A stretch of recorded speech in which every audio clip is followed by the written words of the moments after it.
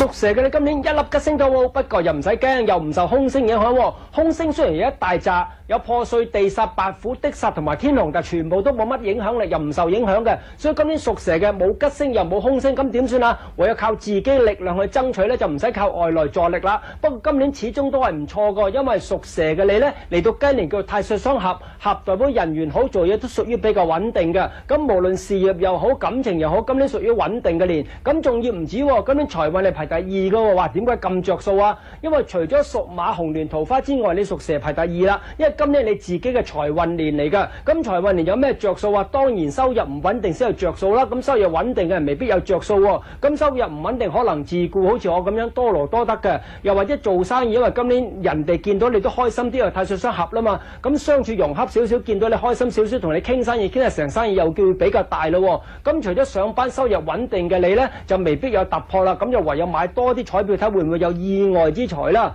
咁事業方面、財運方面排第二係唔錯。咁喺感情方面咧，都屬於中游嘅生肖，就排第六嘅，冇特別好，冇特別唔好。因為今年太歲相合，如果有感情嘅咧，繼續穩定落去；如果冇感情咧，今年認識到新嘅異性機會又唔係話好大㗎。咁就留意下桃花月啦。咁今年桃花月農曆3月同9月，咁就會唔會喺桃花月認識到異性啦？否則嚟講咧，今年感情方面比較平穩，冇突破嘅。